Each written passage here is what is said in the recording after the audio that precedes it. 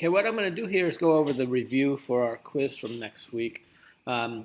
This was a typo that was supposed to be written like this. So to graph this, we're going to go to our graphing calculator, and you just type in y equals parentheses 1 exactly what it says here, 1 half to the x. And it's going to show you a graph. When you look at the graph, it's going to look something like this. But we don't have the numbers in it. To be more accurate, we want to go get the numbers in it. So what we're going to do is create a table. And to get the table on your graphing calculator, you hit second graph and it'll give you a table. And what will happen is the graph will look like this. It will give you 0 will be 1, -1 would be 2, -2 would be 4, -3 would be 8, and then +1 would be a half, +2 would be a fourth, and it's going to flatten out. So if you get something that looks basically like this, that's all I'm looking for. Okay, next problem. These problems here, to solve for x, we have a different base. The base is 27 here and the base is 81 here. So we have to kind of figure out what common base would these have. And if you know your numbers fairly well, you'll recognize that 27 is 3 to the third power and 81 is 3 to the fourth power. And now what we're going to do is raise this 3 to the third power to the power of 3x. So basically I haven't done anything different. I just rewrote 27 as 3 to the third. And then I wrote 81 as 3 to the fourth, so that goes to the power of x minus 2. And now before I cancel anything or do anything differently, I'm going to combine these exponents by multiplying, because our rules of exponents tell us to multiply. So that's 3 to the 9x power equals 3. And now this 4 multiplies to x minus 2 as the whole binomial, so that becomes 4x minus 8.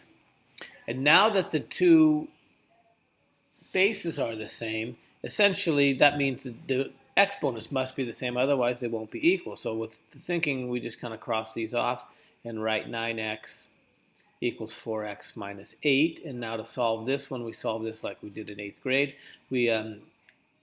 We're going to subtract 4x from both sides, and we get 5x equals -8. And now I got to get rid of this 5, so to do that I'm going to divide by 5. These are going to cancel, and I got x equals -8 over 5. You can leave it like that. If you put -1.6, that's good as well. This one is similar. We have to get a common base for 16 and 32. This is 4 squared, but 4 doesn't have a power for that, so we're not going to use that. We can use 2. 16 is 2 to the fourth power, and that's going to be raised to the power of x minus 3. And 32 is 2 to the fifth power, and that's going to be raised to x. So I have 2 to the 4x minus 12 equals 2 to the 5x. And now we're ready to look at this and say that the bases are the same. We can cross them out. 4x minus 12 equals 5x. Subtract 4x from both sides. These are going to cancel, and I got -12 equals x, so I've solved that problem completely. All right, this problem involves exponential growth or decay. In this case, we look, so basically the formulas we're going to use for that, if it's growth,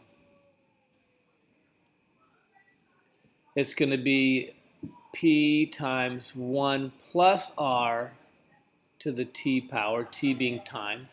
And if it's decay, it's going to be p times 1 minus r to the t power. So that's really all we have to know. So in this case, this value here is p. So p equals 325. R equals 29%, but I want to write 29% as a decimal. So to make a percent into a decimal, since there's no decimal located here, it starts at the end, and I move it 2 places, 1, 2. So 0.29 would be my decimal for my R. And t is going to be part of the equation. When I write the model, which means an equation, it's going to be y equals 325 parentheses 1. Now, it says here, what does it say? It says the amount in the bloodstream decreases, which means I'm going to do minus 0.29 to the power of t. So that's the answer we're looking for part A.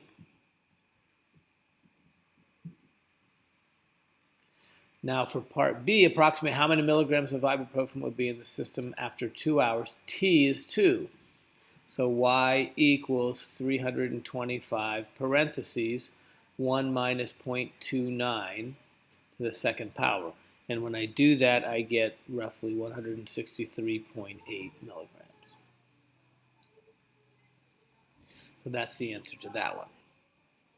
This one confuses a lot of people because we have kind of a crazy formula here, but basically we're just plugging numbers in and they're telling us what everything stands for. Okay, so A equals P, which is the principal amount, that's 1,000, parentheses 1 plus R is the interest rate written as a decimal. So there's the interest rate as a decimal is 0.04. So that's going to be 0.04 divided by N is kind of confusing. N is the number of times we compound per year. So if we compound quarterly, N would be 4, because that's 4 times a year, quarterly. If we do semi-annually, that would be 2, because twice a year. In this case, we're compounding monthly, since there's 12 months, N equals 12. So this is going to be 12. And to the power of, up here, we got 12 times T, and T in this case is 30. Now, when you're doing this in a calculator, the only thing that really causes a lot of problems is if you don't put parentheses around this. So in a calculator, I would put 1,000 parentheses 1 plus 0.4 divided by 12, close parentheses, to the power of. Now, in this case, you can do two things. You can either put parentheses 12 times 30 in close parentheses, or you can just recognize 12 times 30 is 360 and just put 360 here. Either way, that gives you that. And now the answer would be $3,313.50 because we have to raise to the nearest cent, or round to the nearest cent. That would be our answer to this problem. All right, the next one is a little easier. Compounded continuously has a much easier formula. Just recognize that E is actually a number, and we have that on our calculator. It's second ln on the left side there. So they basically, A equals 3,000. Then I type in E, which is second ln, which gives me E, and then it says, on your calculator, it'll say power of, and it goes like this. R times T, R is 0.045. Oops, hold on, I don't want to do that. I don't want to close the parentheses yet. And then I'm going to say times T is 9.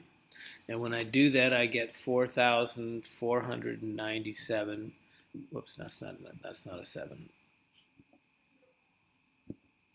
4,497 and 91 cents.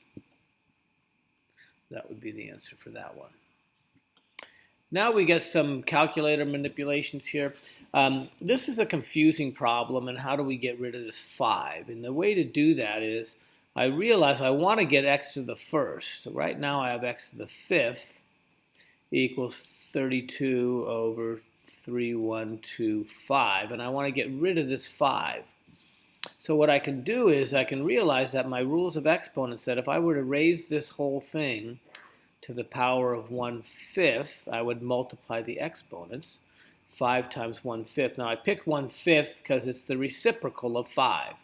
If this number here was 7, I would put 1/7. If it was 2/3, I'd flip it upside down and put 3 over 2. So just so that I multiply these to get 1, that becomes x to the first, which is what x is. But if I raise the left side to the 1/5 power, I have to raise the right side to the 1/5 power. So when I do this, remember in your calculator, I'm going to write 32, I'm going to put parentheses, 32 divided by 3125, close parentheses, to the power of, parentheses, 1 divided by 5. Remember, anytime you have a fraction, you really should use parentheses around it. Okay, and when I do that, I get an answer of x equals 0.4. Or you can write it as, well, that's not approximately, or you can put it as 2 over 5, either one. This is good, and this is also good. They're both the same. Okay. The other method now, this one I have to write logarithms. There's a rule that we talked about. B to the m equals n is the same thing as log base b of n equals m. These are the same thing. So I want to convert this to exponential form to make it a little easier to solve. And to do that, we learned that we basically, the base is down here and the power is over here. So I like to go from here. We just kind of go what we talked about, go around the world here and do everything like that. Make a loop like that. So that's going to be b, in this case 3 to the negative 4th equals x. So 3 to the negative 4th equals x. I do that in my calculator. I get a decimal. If I want to write that as a fraction, that's also going to be 1 over 81. If you did it on your calculator, you get an interesting number there. You get, what do we get? 3 to the power of negative 4 equals approximately 0.01234567 Actually, it probably says 8, 9. I don't even know exactly what it is. That's rounded off there. But whatever, this is the correct number here as a fraction. Similarly, I'm going to write this, x to the 9th equals 512.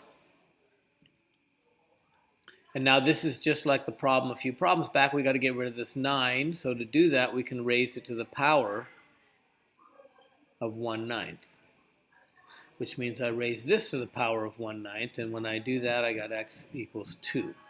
That's the answer to that one. As we move forward, this one here, I could write 1/3 to the x equals 729, but this is actually a little harder to do. This is a problem that since the x is over here by itself, I just have to figure out what the value of this is. And we're going to go back and remember a rule that we had. Log base b of a equals log of a divided by log of b. And there's basically a base of 10 here. And we use this because this is what our calculator uses. This is called the change of base. I'm changing from base b to base 10 because our calculator uses base 10. So for this problem, I was simply typing my calculator log of a, which is 729, and it's going to come up with parentheses. You have to remember to close the parentheses and then put divided by log, and it has parentheses. I just do 1 divided by 3.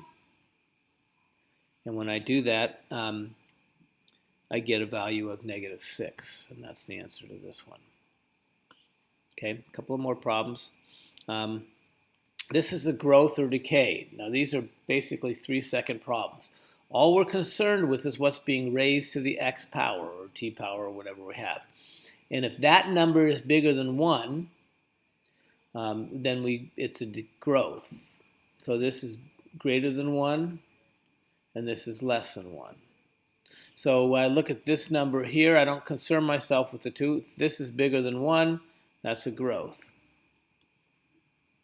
I don't look at this number here. Look at the number that's being raised to the power. That's 2. That's bigger than 1, so that's growth. This number here is less than 1. 0.8 is less than 1, so that's decay. And this number here is, I'm raising the whole parentheses, which is the same thing as 1.03, which is greater than 1. That's a growth. Don't get confused about the 0.3. The whole thing is being raised to that power. All right, 2 more problems. We're going to expand this logarithm. To do that, what we're going to do is break this up. Now, when I have 3 letters, that means I'm going to have 3 different logarithms. So what I'm going to do is first take care of this minus. So what this would be is log base 5 of the square root of x y to the third minus log base 5 of z. Now this is fine here. This one I can break up too, because now I still have two things multiplied together. That becomes log base 5 of the square root of x plus log base 5 of 3 minus log base 5 of z. Our rules are if things are multiplied as logarithms, we can split them up into addition problems. If they're divided by, we subtract. And now I gotta deal with these exponents. Now this is the same thing as log base 5 of x to the 1/2 plus log base 5 of 3 minus log base 5 of z. Now this exponents can come in front. The rules tell us that if we have a log of something to a power, this whole power comes in front of the fraction, in front of this. Oh, I left off. What did I do here? Oh, sorry about this. I made a little mistake here in the okay. That's okay. So at this point, what I want to do is this should be y. Let me get back to red. We're going to look at this as this would be y to the third. I just messed that up. Okay, now this 3 is going to come out in front. And I have 1/2 log base 5 of x plus 3 log base 5 of y minus log base 5 of z. And there's my answer to that problem. And then the final problem is we're going to go in reverse. We're going to condense those.